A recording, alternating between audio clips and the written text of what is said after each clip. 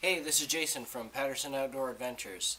Today I'm going to share with you some of my favorite lures and techniques that I tried this year that turned out to be a great success.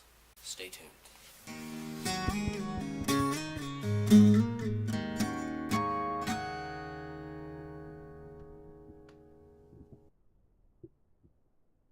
Alright, some of my go-to baits that I always like to use no matter what I'm doing, and I try to start off with the ones that I use a lot and that I have good success on. Probably my biggest go-to is the X-Rap by Rapala. It's a jerk bait. You fish it with a pause, retrieve, twitch, twitch, jerk, jerk action. This is size number 8. Most of mine are size 8s. This is, I think, a rusty crawdad color. I bought this year. This is a hot pink. Especially for smallmouth, they really like those really bright colors, so I try to go for those. Probably my mainstay that I've used for years and years, ever since this bait came out, is the clown color. I've had a lot of good luck on this with both smallmouth and largemouth. This is a little bit smaller size. I think it's a size 6. I have some more size 8s that are really old, and the paint is all worn off of them, and this one's missing an eye on this one, but I believe this was a hot steel color. I've had good luck on this one. Usually clown, blue, brighter colors is what I have good luck with the lakes that I fish up here. This used to be I think it was called a hothead, an orange and yellow bait, but most of its paints come off. This is a clown. Most of the paints come off of this one. These still work though. Maybe I'll try to do some hand paint jobs sometime. Also, in the X-Rap lineup that I have, I don't really use these a lot, but I can't remember what this one is called. This is an X-Rap. These are X-Rap shads. A little thicker profile. I've caught a few fish on these, but I don't use these a lot. Usually the baits that I like to use a lot are the ones I just catch fish with over and over and over, and when you catch fish over and over and over, you tend to lean towards the baits that you have the most success with. And I think a lot of the times the baits that you use is all about confidence. If you have confidence that you're going to catch fish on this bait that day, and you're using it and you're catching fish on it, then that's the one that you're going to be most confident with. Alright, another go-to Rapala bait that I use a lot, and I didn't use it as much this year, but I do use this one a lot, is the jointed Rapalas. And this one right here in particular, this Fire Tiger color, I can't remember what size this is, but this has caught some of the biggest largemouth bass that I've ever caught in my life. And I usually just slow retrieve. Sometimes I mix it up a little bit, but it really has that natural action of just the lure doing this in the water, and it's worked really good. I use it trolling too, and I've caught a lot of white perch and crappie just trolling with these jointeds. This is what is this? A brown trout color. Blue is another one that I have really good luck with. I also have an orange. And these ones work really good at night. I use these for crappie. These black and silver ones. And I also have a gold, and I have a chartreuse in a smaller version. I think these were the first ones that I ever bought. I don't really use these as much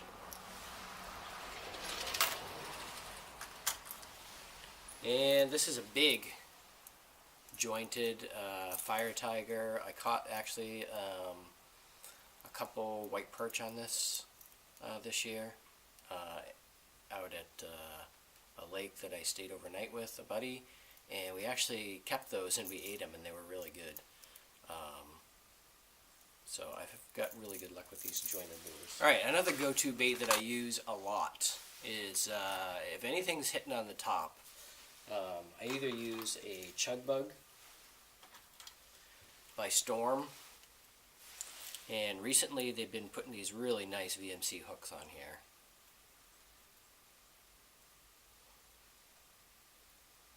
The nice feathers on here. This is a hot mustard.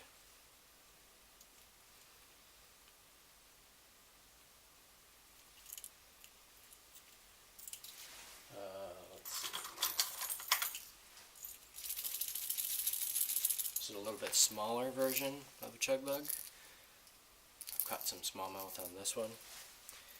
This is the first one that I ever bought, and I've caught a lot of bass on this one. This is the older style one. So for top water, that's kind of my main go-to most of the time.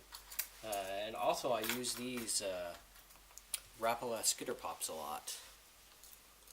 This is the Fire Tiger color. And also I have this blue. So both of those, probably use the Chug Bug a little bit more, but I tend to use these a lot too.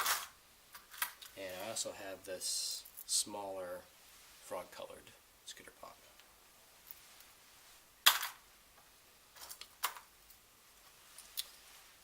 Also for kind of top water, kind of sub under the water a little bit, this is called the X-Rap Subwalk. This is a number 7. I've used this a little bit. I've had pretty good luck on it for when I use it. I don't really have as much confidence in this one as I do probably the Chug Bug, so that's probably why I lean more towards the Chug Bug. Also for top water, Rapala, I've got this prop one. I can't remember the name of this one. So those are my go-to baits that I use. I've tried a couple things this year that I've never tried before, and that is I tried a little bit of drop shot, and I had varying success with that. I don't really like the feel of the leader being so long to the weight on the end, and then where the bait is, it doesn't feel right to me, so I have to practice that a lot more. But I came across a rig called the Nico rig, and I started using that, and I had success right away. And it feels very similar to Texas rigging your soft plastics, and I'll show you what that looks like and how I've been fishing it. I've seen it showed a few different ways to hook the hook and the worm, and I'll just show you what I do. So this is a rig that I started using this year that I fell across on some fellow YouTube guys that I watch, called the Nico rig. I went out to my local sporting goods store and I bought some specific weights that you use with this. And they were quite expensive. I think I had like 6 to 8 of them in a package, and they were like $8 a piece, or like $1 a weight almost. And in the other video that I saw, he was just using nails and whatever type of thing you can find to use. And I came across, I had these blue ringed nails at home left when I built my house. They're like a drywall nail. And the rings on them really help keep the weight in your worm, or whatever type of soft plastic you're going to use, a crawfish or whatever. But I had really good luck using these Big Bite finesse worms. This already has a nail in it. I'll show you how I kind of rig it up. Just take the nail and just feed it right through the head. Try to go down the center as best as you can, and those rings really help kind of grip that worm. push it right up, and I kind of just straighten it right back out again.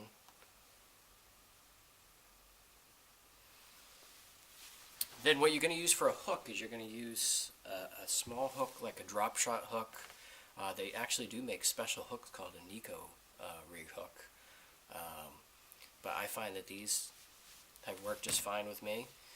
What I do is I come on the flatter side of the worm, and this one I've actually used, so it's kind of bitten up quite a bit. But you're going to wacky rig it. But instead of rigging it in the middle, right here, like this, and having the hook exposed, kind of rig it about off-centered a little bit. So I come in on the flat side all the way through, and I push the worm back this way so it's straight up and down like this on the hook. Push it back just a little bit. And then what I do is I actually just take that hook and I just bury it, and I just have the hook just barely to the, so it's almost exposed on that side of the worm. And that's the Nico rig. So when it drops in the water, you cast it, it's going to hit the bottom like this, and then you can kind of twitch it.